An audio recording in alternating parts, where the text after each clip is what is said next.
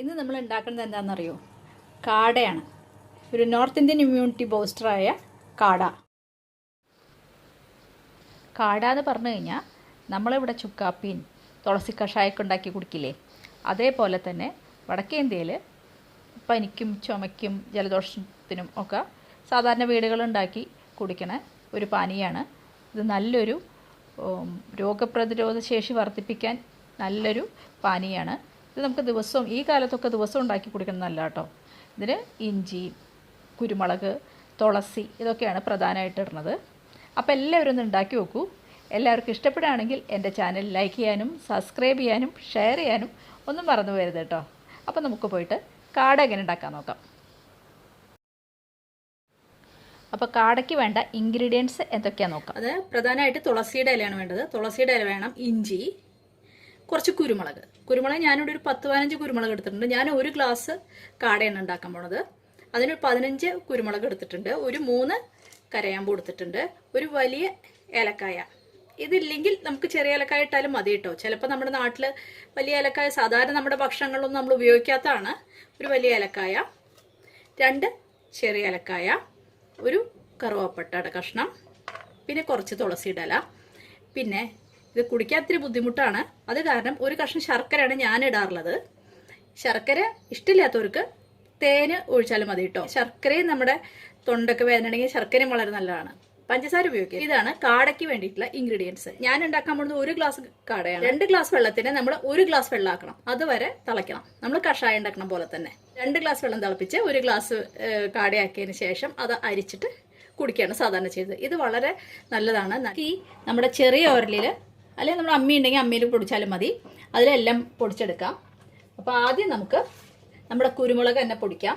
Dry ആയിട്ടുള്ളത് ആദ്യം പൊടിച്ചെടുക്കാം. പിന്നെ ഏലക്കായ എല്ലാതും ഇതിലെല്ലാം ഇട്ട് പൊടിക്കാം. അത്ര വേണ്ടു. ഒന്ന് ചതച്ചെടുക്കാം. പിന്നെ പട്ടേ, നമ്മളതിൽ പൂവാൻ കുറഞ്ഞാൽ പിന്നെ പനിക്കൂർക്കട ഇലൊക്കെ ഇടും. അത്ര തന്നെ ഉള്ളു വ്യത്യാസം.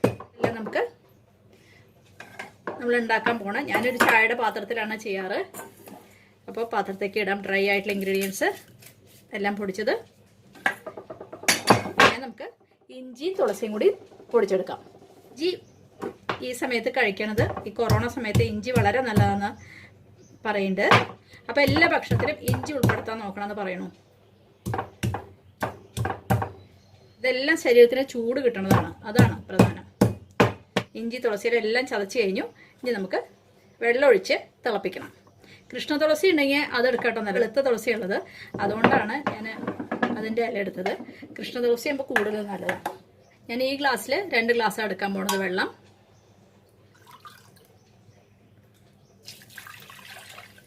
തിളപ്പിച്ച് അതിനെ 1 ഗ്ലാസ് ആക്കണം. നമ്മൾ ശരിക്കും കഷായം ഉണ്ടാക്കില്ലേ, വറ്റിച്ച് അതുപോലെ തന്നെ. അപ്പോൾ വെള്ളം ഒഴിച്ചു. ഇനി നമുക്ക് അടുപ്പത്ത് വെക്കാം.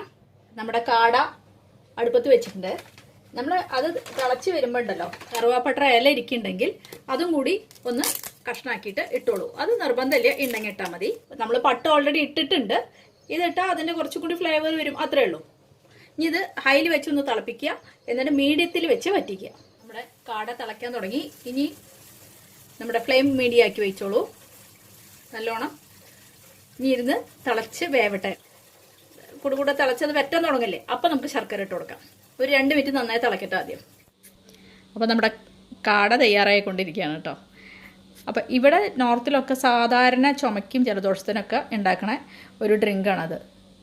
ഇത് കുറച്ച് നേരം വറ്റിച്ച് ഒരു കഷായം പോലെ ഉണ്ടാക്കിയിട്ടാണ് ഇവിടുത്തെ ആൾക്കാർ ചുമയ്ക്കും ജലദോഷത്തിനും ചെറിയ പനിക്കൊക്കെ കുടിക്കണത്. ഇത് നല്ല നമ്മുടെ രോഗപ്രതിരോധ ശേഷി നന്നായി കൂട്ടുന്നതാണ് പറയണത്. ഇത് ഉണ്ടാക്കാൻ ഒരു ബുദ്ധിമുട്ടുമില്ല. എല്ലാ ദിവസവും വേണമെങ്കിലും നമുക്ക് ഉണ്ടാക്കി കുടിക്കാവുന്നേ ഉള്ളൂ. കാട ഇരുന്ന് തിളയ്ക്കുന്നുണ്ട്. ഇതുപോലെ ഇരുന്ന് പതുക്കെ തിളച്ച് വറ്റണം. ഇതിന് എന്ത് മണം അറിയും. ഇതുകൊണ്ട് ആവി പിടിച്ചാൽ തന്നെ ജലദോഷം എന്തെങ്കിലുമൊക്കെ ഉണ്ടെങ്കിൽ മാറിക്കിട്ടും. നല്ല മണം വരുന്നുണ്ട്. എല്ലാം സുഗന്ധദ്രവ്യങ്ങൾ തന്നെയാണല്ലോ. ശർക്കര അച്ച് ഇട്ട് കൊടുക്കാം. ഇനി അതും കൂടി ഒന്ന് കിടന്ന് അലിഞ്ഞ് മധുരം ഒന്ന് പിടിക്കട്ടെ. അല്ലെങ്കിൽ കുടിക്കാൻ ബുദ്ധിമുട്ടായിരിക്കും. മുളകിൻ്റെ എരിവ് നല്ലോണം ഉണ്ടാവും. അപ്പോൾ അതുകൊണ്ട് ശർക്കര കുറച്ച് ചേർക്കുന്നത് നല്ലതാണ്. അല്ലെങ്കിൽ തേൻ ചേർത്തോളൂ. ഉണ്ടാക്കാൻ വലിയ ബുദ്ധിമുട്ടൊന്നുമില്ല. വീട്ടിലിഷ്ടം പോലെ തുളസി ഉണ്ടാവുമല്ലോ എല്ലാവരുടെ വീട്ടിലും. തുളസി, ഒരു കഷ്ണം ഇഞ്ചിയൊക്കെ വേണ്ടു. അത് ഇരുന്ന് തിളയ്ക്കട്ടെ. തിളച്ച് വറ്റട്ടെ. അപ്പോൾ നമ്മുടെ കാട തയ്യാറായി. ഇപ്പോൾ ഒരു ഗ്ലാസ് ആയിട്ടുണ്ടാവും. നമുക്ക് ഓഫ് ചെയ്യാം. ഓഫ് ചെയ്ത് നമുക്ക് അരിച്ചെടുക്കാം. പിന്നെ സ്റ്റവ് ഓഫ് ചെയ്തു. ഇനി നമുക്ക് അരിച്ചെടുക്കാം.